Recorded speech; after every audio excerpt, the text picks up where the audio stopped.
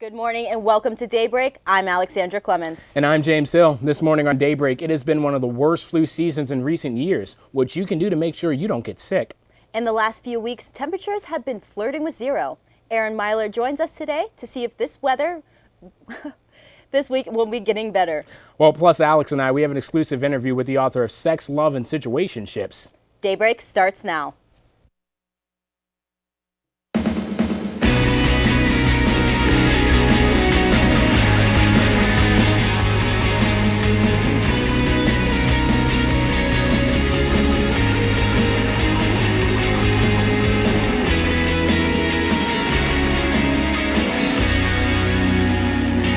Good morning, guys, and welcome to Daybreak. First and foremost, me and Aaron are fashion twins this morning. We have the exact same suit on. You look cute together. Hey, but I know the weather. It's the thing on everybody's mind. It's been up and down lately. I know, it just can't make up its mind. And it's going to stay like that, too. We have some highs in, like, the high 30s, and then we have some lows around, like, 10, 15, so. Well, Punxsutawney Philly said 6 more weeks. That's unfortunate. But what do you have looking forward to the rest of your forecast? Okay, thanks, Alex and James. So the week is shaping up to be another cold week, starting on Monday with a high of 36 and a low of 21. Tuesday gets a little bit better with a high of 32 and a low of 22, with it being partly cloudy. Wednesday, we're going to see a high of 38 with a low of 28. It's still going to be partly cloudy for that day. On Thursday, we're going to see some snow again, and it's going to be a high of 28, so it's getting back below freezing with a low of 9. Then we're going to have over on Friday, it's going to be partly cloudy again, but we're going to have a high of 15, so that's the coldest day of the week. Not going to get any worse than that with a low of 6. So it's going to feel like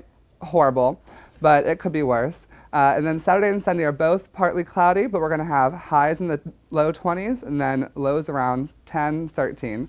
Okay, and I'm going to send it back over to James and Alex. Aaron, many clubs on campus are celebrating Valentine's Day a little differently than you would expect. To start off the celebrations, SWSG is holding a Galentine's Day party. The party being held on the 11th is for girls to paint their nails, sing karaoke, and most importantly, hang out with their friends. February 12th is the Campus Activity Board's annual Condom Carnival. CAB teams up with other clubs on campus to shed light on safer sex, domestic violence, and relationship issues in a fun carnival environment. The John P. Harris Film Society is also planning their own Valentine's Day celebration by showing the film Blue Valentine on Sunday, February 15th, for all the students who are into the typical romantic celebration. So no matter what your situation is, there's something fun for you to do at Point Park this Valentine's Day. And on Monday, the United Student Government granted only about 2 out of 32 clubs their full request for the first funding period. Many clubs received less than half of the money they asked for, and in turn will have to reevaluate their budget and ask for the money again during the second funding period. The process of having the 2 funding periods began the fall of 2014 to allow clubs to focus on the money that they really need, and they have to approximate that amount in advance. The recent weather conditions have been making getting to class hard for both teachers and students. Not only are commuters having trouble with dangerous roads, students are also saying that sidewalks are not safe around campus. Many students are upset about their classes being canceled multiple times in 1 week because they feel like they are being cheated out of their money. Teachers are also finding it more difficult to teach class with so many students absent. In the event of severe weather, a decision about the cancellation of class is to be determined by 5:45 a.m. or 3 p.m. if the classes are in the evening. Yeah, Alex, our friend Lindsay Palmer, some of the pictures she was posting of Oakland, the entire sidewalk's covered in ice. It's actually pretty dangerous out there, but yeah. Big stories that we're talking about nationally, of course, is the drama going on with ISIS and that horrific incident in which they actually burned a Japanese journalist alive. It's horrific. I heard that they had him in a cage. It's absolutely horrible to hear about. Dramatic, and I know all of the national news. Maggie, you're going to be here with the rest of it. A video surfaced this week showing terrorist group ISIS burning a pilot from Jordan alive after holding him captive since December. He died January 3rd. The country of Jordan offered to do a prisoner swap with ISIS for 2 suspected ISIS terrorists who are now on death row. The one did a triple hotel bombing that killed dozens, and the other attempted to do a bombing, but her explosive belt did not go off. And in retaliation, Jordan has declared, quote, unrelenting war, unquote, against the jihadist group. A TransAsia Airways plane crashed into a Taiwan river. 31 are confirmed dead, 12 people are missing, and there are 15 survivors. The plane had just taken off and was on its way to the Kinmen Islands. The last bit of communication from the pilot to air traffic control was "Mayday, Mayday, engine flame out." The situation was described as a recovery situation. California lawmakers propose that all school children will be required to be vaccinated. Mississippi and West Virginia are the only two states that have no vaccination exemptions. With this possible new legislation, parents could no longer use personal or religious reasons as an excuse not to vaccinate.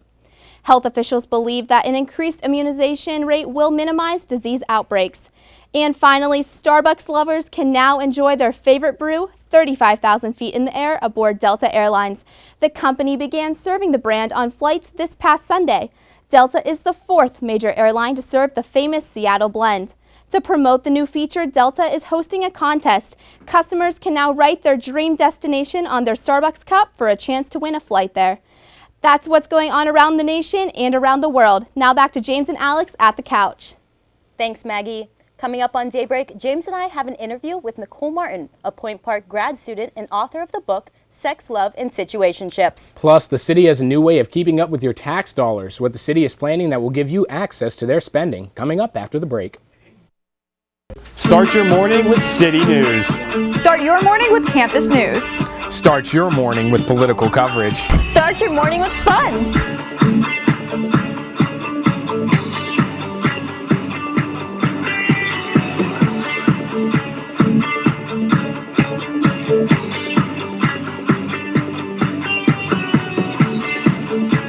Start your morning with us, only on Daybreak. Did you know that Point Park has a cheerleading squad? Don't stop. Don't get it confused. Not only do our cheerleaders represent Point Park at regional and national competitions, but they also promote spirit and awareness of every sports team on campus. Come to any men's or women's varsity basketball game at home to watch the cheerleaders perform at halftime and cheer from the sidelines from the first jump ball to the final buzzer. Sports not your thing? You can catch the cheer team lead the crowd at the fall and spring pep rallies as well, or at several competitions around Pittsburgh each year. So what are you waiting for? Show the Point Park cheerleaders the support they show you. Welcome back to Daybreak. Today we are joined by Nicole Martin, author of the book Love, Sex, and Situationships. First of all, Nicole, I want to thank you so much for joining us this afternoon. The thing that really strikes me is you're still a grad student, so I just got to ask, tell us a little bit about the book in general and how as a grad student did you reach such a feat? Well, yes, I am a grad student. I'm in my last semester of graduate school, and I have been writing this book since I was 19, so on and off at least, because with grad school it gets a little hectic. However, the book is about obviously love, sex, and situationships, and situationships are just those situations you're in where you're kind of in between a relationship, not sure what you're doing. And so the book is basically talking to 20-something-year-old women about just all the little things that go into what finding love and dating and everything in between. So it's full of antidotes and advice for just girls everywhere, but guys can read it too and appreciate the female brain. Do you have a lot of your own experiences in the book? Some of them are my own experiences, some of them are my friends. It's all written in first person, so some of them are a little exaggerated for, comedic effect. But other than that, it's a lot of true stories that you can relate to as a woman. Well, I know for me personally, there's one thing I'm really bad at, and it's words. So the word situationship, there was a long discussion how we were going to do that. So how did you come up with this title?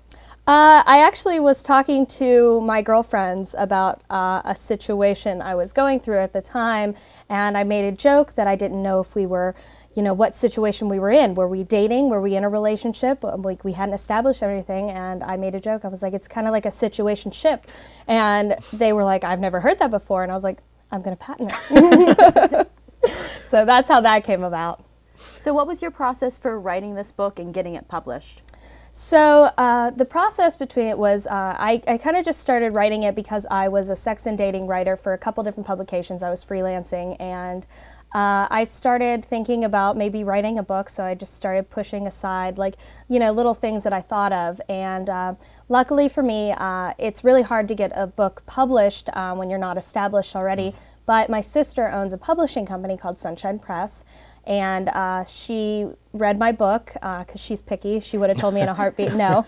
So she read the book and said, this is going to really hit home with 20-something-year-old girls, and absolutely will do it. So that's the thing that I was most stricken by, you know, still being in school and already being published. I mean, Alex was mentioning earlier, we were discussing, and it's already on Amazon. So how has the success been so far? So far, it's doing better than I expected. Sales have been really well. I joke that it's just all my friends and my mom just like buying copies. views. But yeah, no, it's actually done pretty well. It's only been out for, you know, about a week or so, a little more. So it's been pretty successful so far. Can you tell us a little bit about your experience writing articles for magazines? Absolutely. So I started when I was a sophomore in undergrad at Penn State, and I started just reaching out and applying to internships like crazy. I always knew I wanted to be a magazine editor, so I started reaching out and applying. I ended up at an internship with College Magazine as a sex and dating writer, and I hadn't really thought of that before. I was writing about fitness and style and beauty, and I actually fell in love with it. So I started from there, started pushing out pieces to publications everywhere, and Playboy picked up a couple of mine. Wow. Yeah, which was a lot of fun to work with. Try explaining to your mom that you're working for Playboy.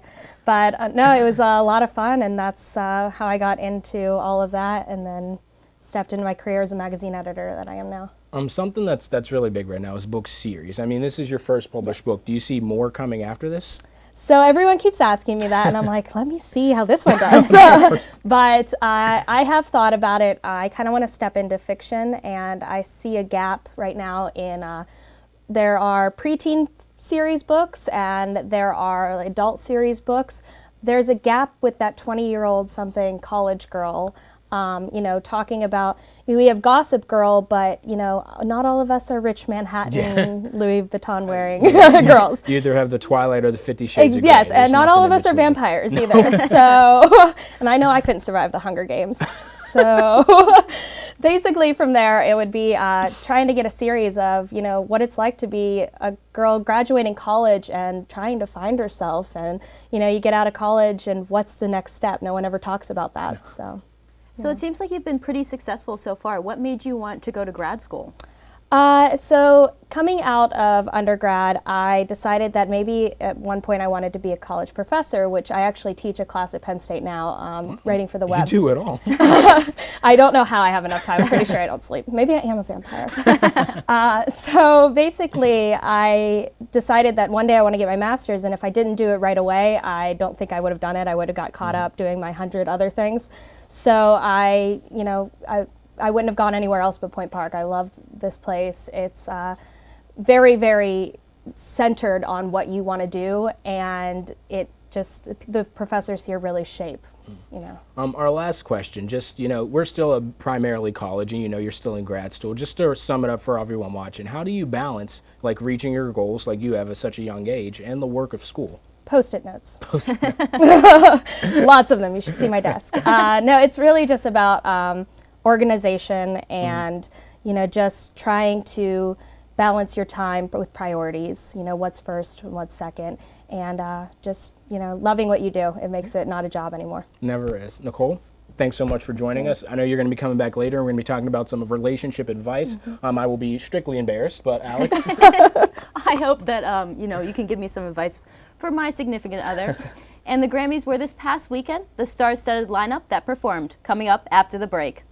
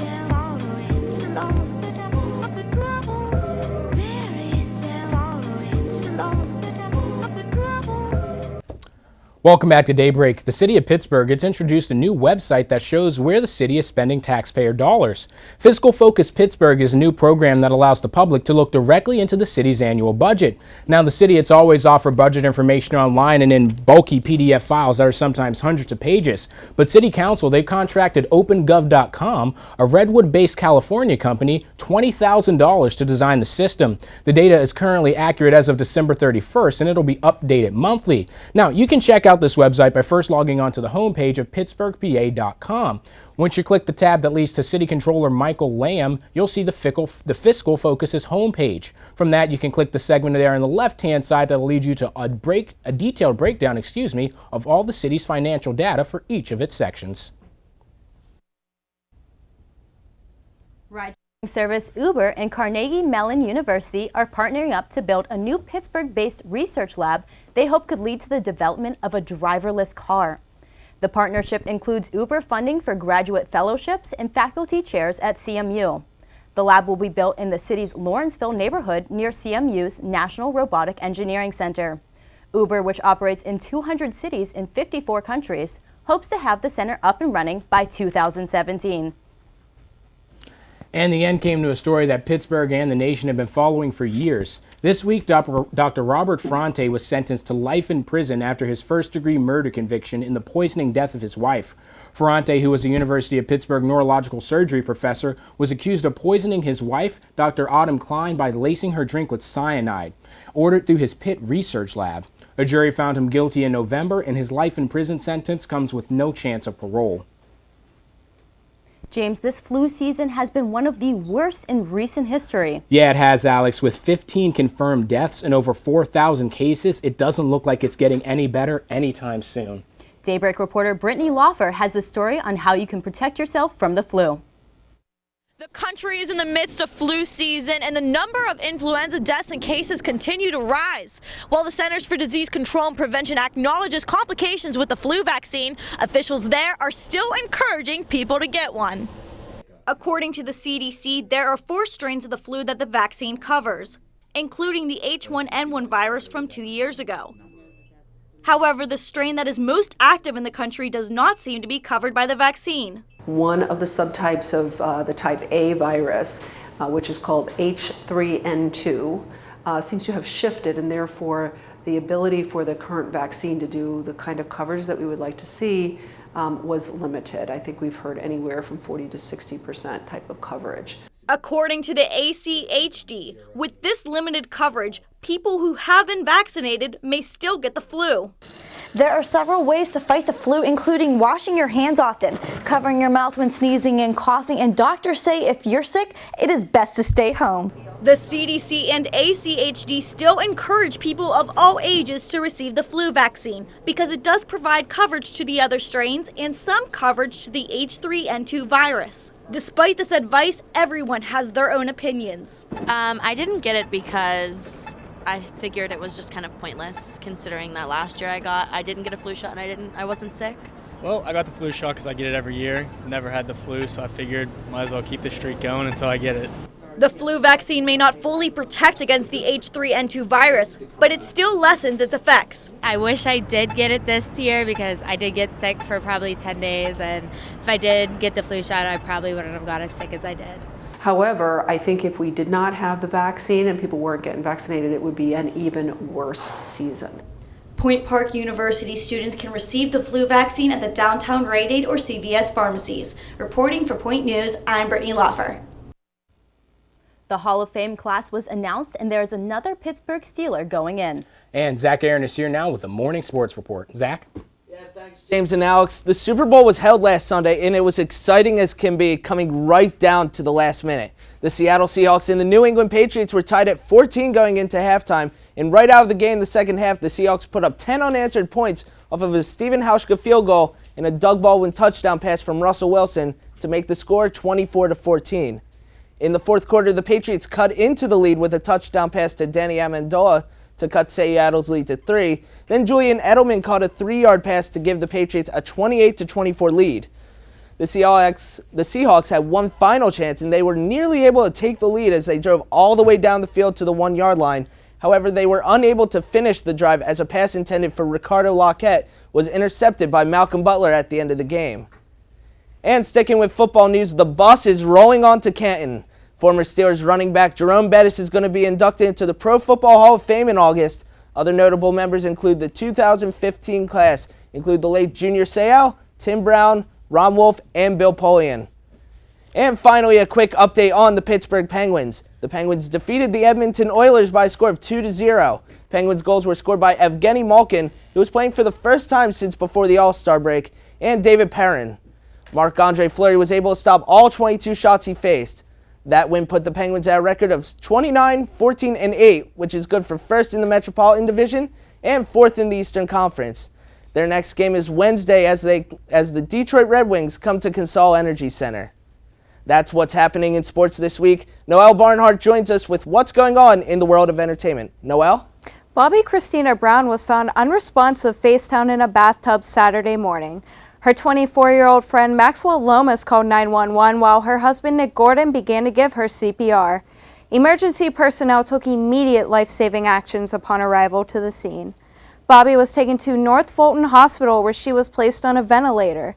Bobby was put into a medically induced coma but since then has opened her eyes. This could be a huge step forward for her recovery. Missy Elliott surprised Super Bowl viewers Sunday when she performed during the halftime show along with Katy Perry and Lenny Kravitz. Since Sunday night, 8 of her songs topped the iTunes Top 200 chart. Spotify also blew up with an increased stream music by 676%. Missy also received praise from celebrities tweeting their excitement to see her perform once again. The 57th annual Grammys were this past Sunday and the performance lineup was jam-packed.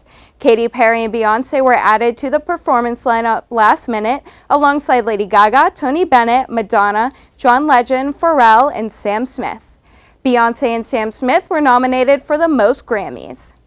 Model Ashley Graham is being praised for being the first plus-size model to appear in Sports Illustrated. Ashley is a size 16 model for Swimsuits for All, an online swimsuit retailer for curvy women. She was also featured in the first Curves and Bikinis ad campaign in the 2014 Sports Illustrated Swimsuit edition.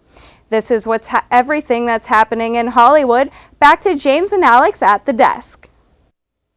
Thanks, Noelle. Coming up on Daybreak, Nicole Martin is coming back to tell you how to make your Valentine's Day special. Now she'll be back to tell us the do's and don'ts for Valentine's Day here on Daybreak right after the break.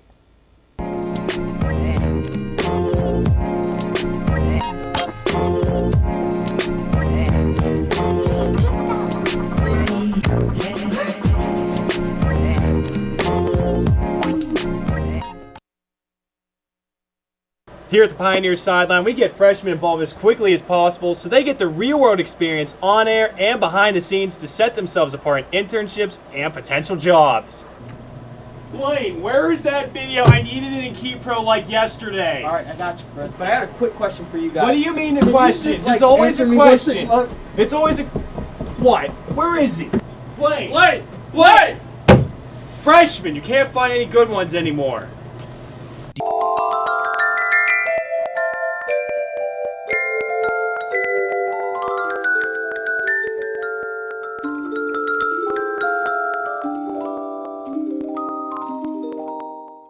Welcome back to Daybreak and welcome back, Nicole.